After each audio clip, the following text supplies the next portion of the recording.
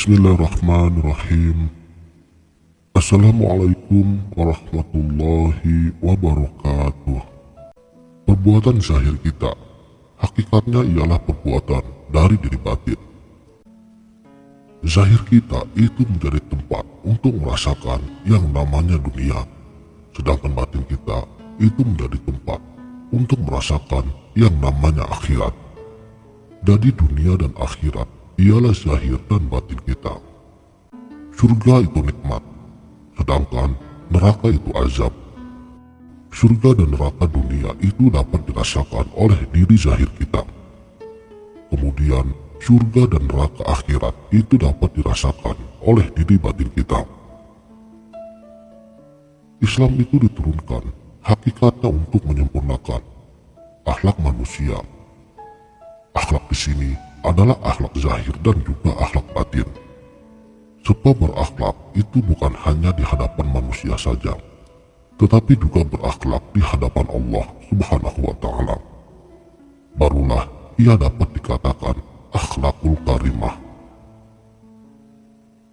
Sebab jika hanya berakhlak di hadapan manusia saja, hanya untuk dikatakan orang saleh, itu namanya berakhlak di hadapan manusia, tetapi tidak berakhlak di hadirat Allah, maka jatuhlah ia ke dalam rasa ujub, rasa riya dan lain semacamnya. Apa yang diketahui oleh diri batin kita, kebenarannya hanya digelokkan di mulut saja. Orang yang tidak sama antara hati dengan mulutnya, itulah yang dikatakan munafik.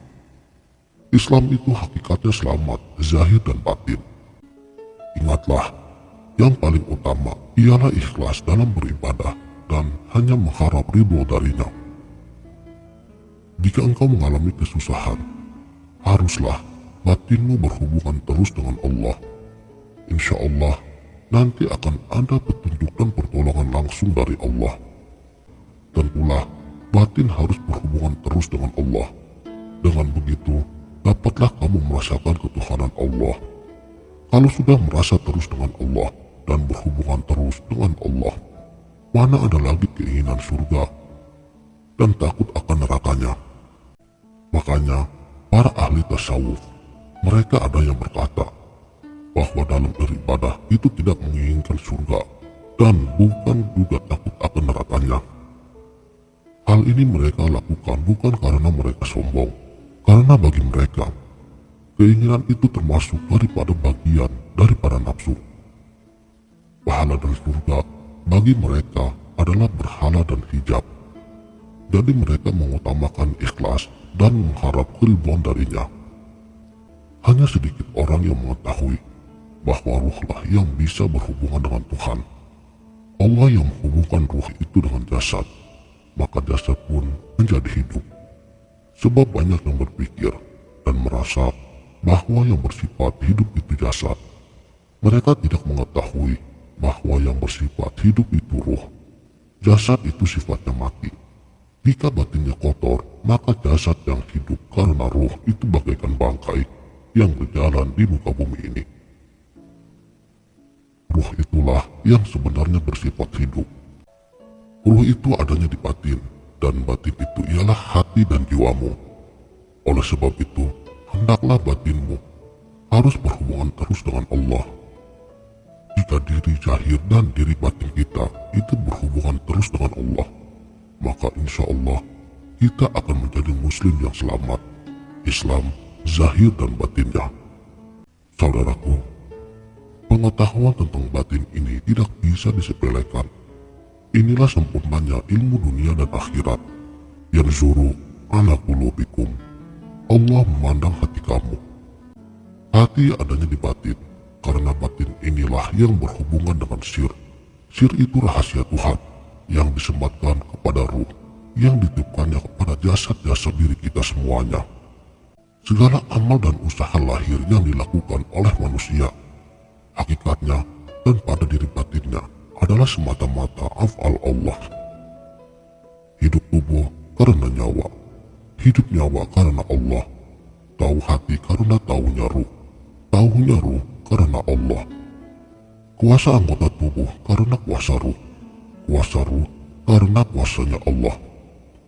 berkehendak hati karena berkehendak ruh, dan berkehendak ruh itu pun karena berkehendaknya Allah.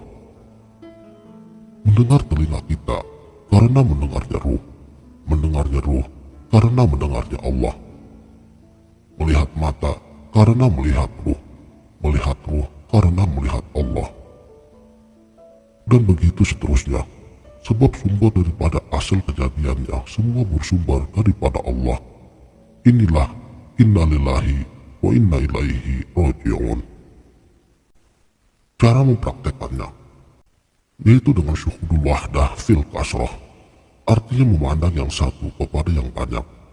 Pandangan ini dimulai pada pangkal pertama, yakni wujud batin, yang hakikatnya zat semata-mata, dan zat yang satu itulah yang menerbitkan ilmu batin, yakni sifat, dan juga nur batin, yakni asma, syuhud batin, yakni afalnya semata.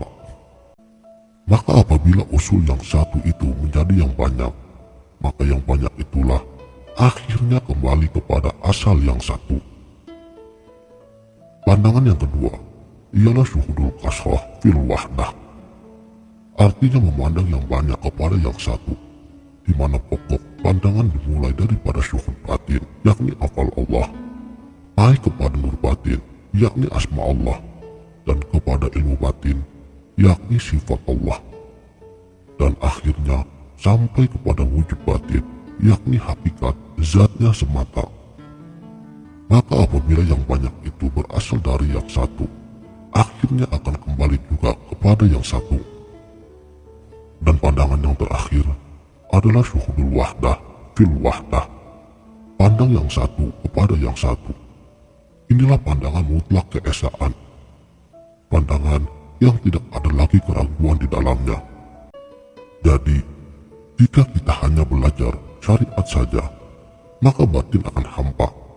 Untuk itulah, belajarlah hakikat dalam tasawuf, hingga zahir dan batin kita itu sempurna. Dan belajarlah menjadi muslim yang selamat, Islam zahir dan batinnya. Mudah-mudahan ini dapat bermanfaat. Wabillahi taufiq wal hidayah. Wassalamualaikum warahmatullahi wabarakatuh.